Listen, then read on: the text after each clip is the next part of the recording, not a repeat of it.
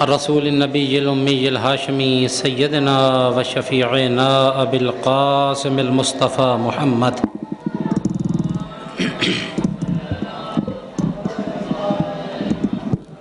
وعلى أهل بيته الطيبين الطاهرين الهداة المهديين المعصومين المظلومين ولعنة الدائمة على أعداء الدين أجمعين. أما بعد فقد قال الله تعالى عز اسمه في محكم كتابه ونتقن خطابه. بسم الله الرحمن الرحيم. قل هو الله أحد. صلوات تمام حضرات مل کے پڑھ لیجئے.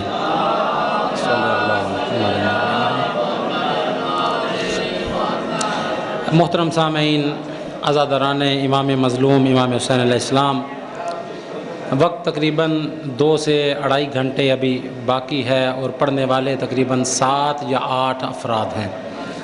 اس وجہ سے جیسے بھائی نے مجھے کہا ہے اور میں نے لسٹ دیکھی ہے، ہر کسی کے حصے میں 15-15 منٹ تقریباً آتے ہیں. اس لیے پوری سورہ بھی آپ کے سامنے نہیں پڑھی. انشاءاللہ میں چاہوں گا کہ 15 منٹ کہا ہے تو 15 سے 16 منٹ نہ ہو. آپ کے سامنے قرآن حکیم کی ایک آیت کو تلاوت کیا ہے.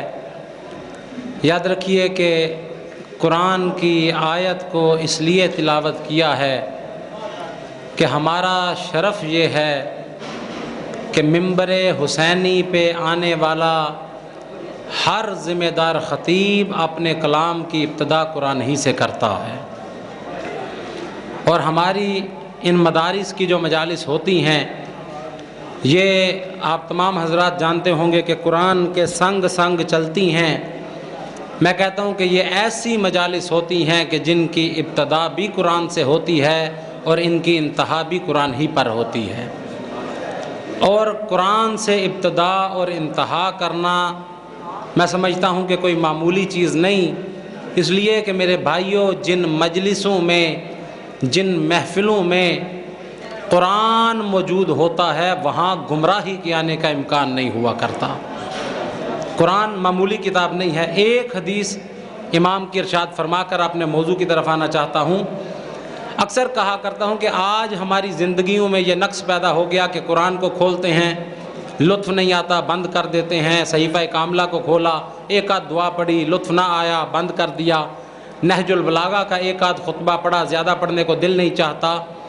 میرے بھائیوں، قرآن معمولی نہیں ہے. ہمارے آئمہ کا یا جن رہبروں کو ہم نے مانا ہے ان کا قرآن کے ساتھ کتنا تعلق ہے؟ بس ایک فرمان، اور پھر جو آیت پڑھی ہے اس پہ کچھ بیان کر کے آپ کی زحمتوں کو تمام کروں گا. میزان الحکمت میں امام جعفر صادق علیہ السلام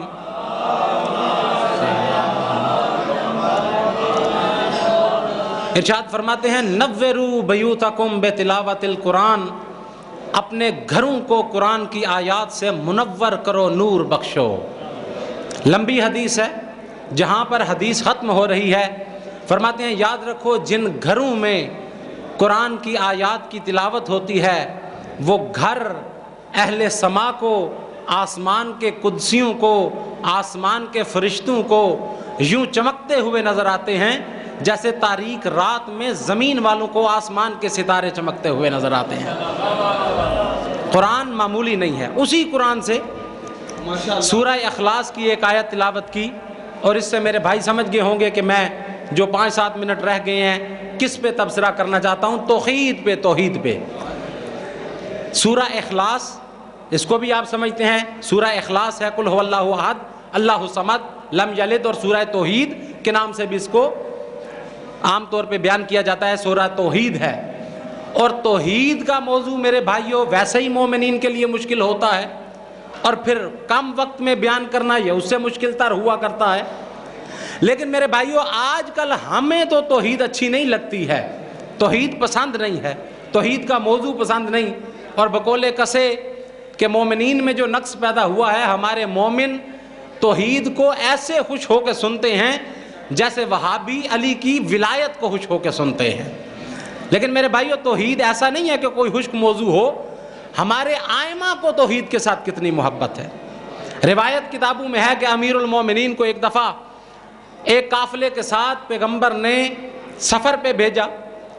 رستے میں امیر المومنین نے جو نمازیں پڑھائیں، جب بھی سورہ الحمد کو پڑھتے ہیں ہر رکعت میں اس کے بعد جو ایک سورت پڑھی جاتی ہے پیغمبر کا وصی، اس کے بعد سورہ الحمد کے بعد صرف سورہ توحید کی تلاوت کرتا ہے، کسی اور سورت کی تلاوت نہیں کرتا ہے۔ جب بھی پڑھتے ہیں سورہ توحید کی۔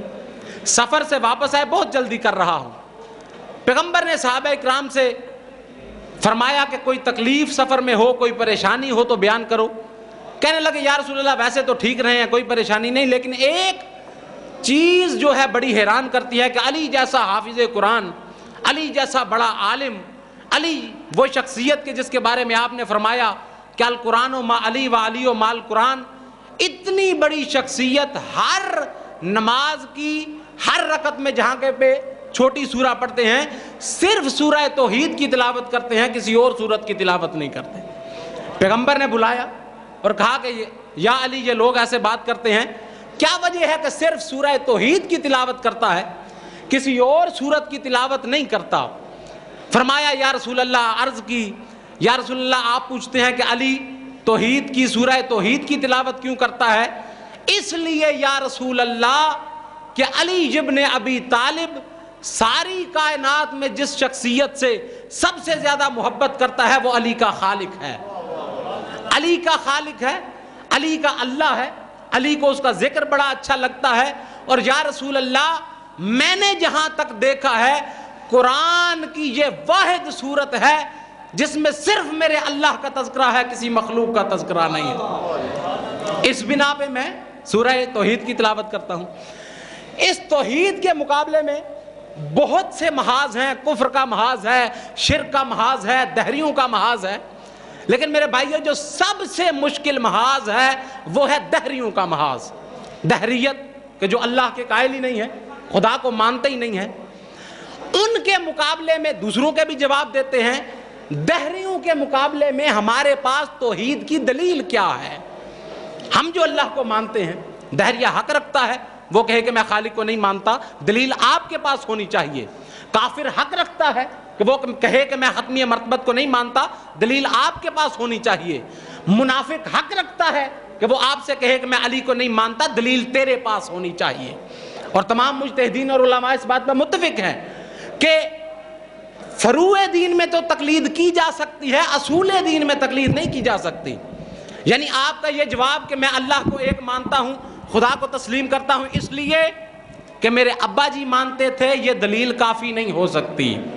آپ کے پاس دلیل ہونی چاہیے، لیکن یہ بھی ضروری نہیں ہے کہ کوئی بڑی فلسفی اور منطقی کوئی اتنی بڑی دلیل ہو، نہیں، کوئی سادہ سے سادہ، چھوٹی سے چھوٹی، لیکن بہرحال کوئی ایک آدھ دلیل آپ کے پاس ہوگی تو قیامت کے دن آپ کا گزارا ہو سکتا ہے۔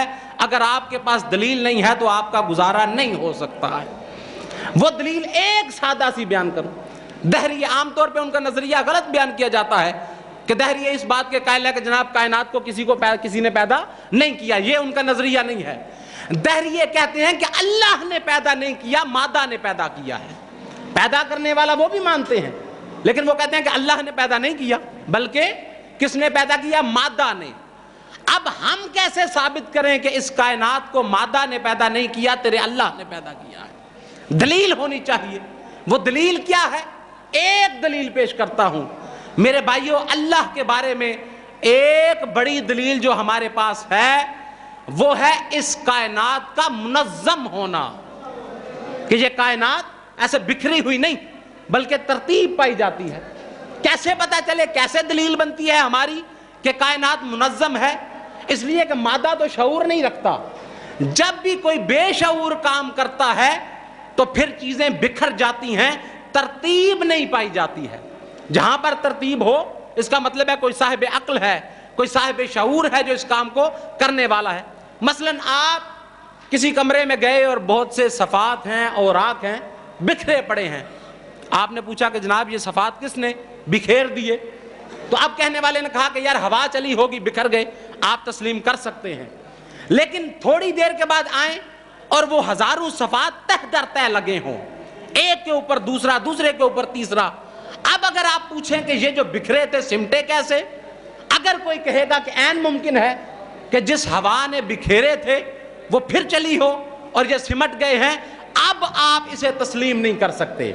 ان کا منظم ہونا، ان کا ترتیب سے رکھا ہوا ہونا، اس بات کی دلیل ہے کہ بے شعور نے ترتیب نہیں دیا بلکہ باشعور ہے کہ جس نے ترتیب دیا ہے۔ اور میں کہتا ہوں کہ میرے بھائیو اب کائنات میں دیکھیے کیا کہیں پہ بے ترتیبی نظر آتی ہے؟ اپنے بدن میں دیکھیں کہ کیسے ہیں۔ ابھی حاجی صاحب پہلے مجھ سے بیان کر رہے تھے، اپنے بدن میں دیکھیں کہ کیا کوئی ترتیب نظر آتی ہے کہ نہیں نظر آتی ہے۔ بس 5 منٹ رہتے ہیں، میں اپنی تقریر کو ختم کروں گا۔ ترتیب ہے کہ نہیں؟ اپنی آنکھوں کو دیکھ، اپنے ناک کو دیکھ، اپنے کانوں کو دیکھ۔ جہاں تک بات انہوں نے چھوڑی تھی میں آگے کرتا ہوں کہ یہ سب کچھ ترتیب سے ہیں۔ کیسے ترتیب سے ہیں؟ کس طرح سے پتا چلے؟ کوئی کہہ سکتا ہے کہ جناب عین ممکن ہے ناک کندھے پہ ہوتا تب بھی ہم کہتے ترتیب سے ہیں، اب یہاں پہ ہے تو کہہ رہے ہیں ترتیب۔ دلیل کیا ہے؟ میرے بھائیو جب آپ کوئی کھانا کھاتے ہیں، لقمہ لیتے ہیں، تو ایٹ اے ٹائم اس کے ایک وقت میں 5-6 تجزیے ہوتے ہیں۔ آخری بات وہ کیا کہ سب سے پہلے آپ نے لقمے کو توڑا، آپ کی انگلیاں تجزیہ کرتی ہیں یہ کھانا صحیح ہے یا خراب ہے۔ انگلیوں نے تجزیہ کیا، اس چیز کو جتنا سخت ہونا چاہیے تھا اس سے نرم تو نہیں۔ سیب اٹھایا، انگلیاں گھس گئیں، اب آپ اس سیب کو نہیں کھائیں گے کہ یہ سیب خراب ہے، کھاؤں گا بیمار ہو سکتا ہوں، مر سکتا ہوں، پہلا تجزیہ۔ پھر آپ نے اس لقمے کو اٹھایا، اب آپ کی آنکھوں نے اس کا تجزیہ کیا، اس کی ظاہری حیثیت ٹھیک ہے، ظاہراً ٹھیک ہے، روٹی جلی ہوئی تو نہیں۔ دوسرے تجزیے سے جب گزرا پھر وہ لقمہ آپ کے ناک کے پاس آیا، آپ کے ناک نے سونگا کہ بدبو تو نہیں آ رہی، اگر بدبو آ رہی ہے تو پھینک دیں گے، اگر نہیں آ رہی تو پھر آگے لے کر جائیں گے۔ پھر اس کے بعد وہی لقمہ آپ نے رکھا اپنی زبان پر، آپ کی زبان نے چکھا، کیا اس کا ذائقہ صحیح ہے؟ اگر ذائقہ صحیح ہے تو کھائیں گے۔ یعنی یہ 4 قسم کے تجزیے بہت جلدی سے ہو رہے ہیں۔ اب اگر دیکھیے، اگر ناک ہوتا یہاں پر، آنکھیں ہوتی یہاں پر، زبان ہوتی پشت پہ، اب کتنے تجزیے کرنے پڑتے تو کتنا وقت لگتا؟ لقمے کو اٹھاتے، یہاں دکھاتے، یہاں سنگاتے، پھر زبان پہ لگاتے، کتنا وقت لگ سکتا تھا؟ یہ ترتیب ہے۔ اور خالق نے قرآن میں بیان کیا ہے، دہریوں کے ذہنوں کو جھنجھوڑ کے خدا کہہ رہا ہے، او میری خالقیت پہ اعتراض کرنے والے، حل تری من فطور، کیا کائنات میں کوئی نقص پاتا ہے؟ فرجع البصر، اپنی نگاہ کو دوڑا، ثم مرجع البصر، پھر اپنی نگاہ کو دوڑا، بار بار دوڑا کے تیری نگاہ تھک کے واپس آ جائے گی۔ اللہ کی بنائی ہوئی چیز میں کبھی نقص نہیں تلاش کر سکتا ہے۔ یہ تنظیم بتاتی ہے کہ کوئی ہے باشعور بنانے والا، اور اسی خالق سے ہم دور ہیں، اسی خالق سے۔ خدا ارشاد فرماتا ہے قرآن میں، یا ایھا الانسان ما غرک بربک الکریم، اے انسان کس چیز نے تجھے اپنے رب کریم سے غافل کر دیا ہے۔ یا ایھا البشر نہیں، حالانکہ بشر بھی اسی کو کہتے ہیں لیکن وہ دوسری صفت کے لحاظ سے۔ یا ایھا الانسان، انسان مشتق ہے انس سے، یا ایھا الانسان ما غرک بربک الکریم، اے انسان کس چیز نے تجھے اپنے رب سے غافل کر دیا۔ یعنی انسان کہہ کے اس کی صفت کو ابھارا کہ تو مانوس ہونے والا ہے، غافل ہونا تو تیری شان ہی نہیں ہے۔ او مانوس ہونے والے، جب مانوس ہونے پہ آتا ہے، بیوی بچوں سے مانوس ہو جاتا ہے، ماں باپ سے مانوس ہو جاتا ہے، بہن بھائی سے مانوس ہو جاتا ہے، حتیٰ کہ حیوانات سے مانوس ہو جاتا ہے۔ او ہر کسی سے مانوس ہونے والے، نہیں مانوس ہوتا تو رب کریم ہی سے مانوس نہیں ہوتا۔ اور میں ہوں کون؟ الذی خلقک فسواک فعدلک فی ای صورۃ ما شاء رکبک، میں کون ہوں کہ جس نے تجھے بنایا، جس نے تجھے سنوارا، جس نے تجھے اتنی اچھی شکل اختیار تیری دی ہے، تیری اتنی اچھی شکل تجھے دی، اس کے بعد مجھ سے غافل ہوتا ہے؟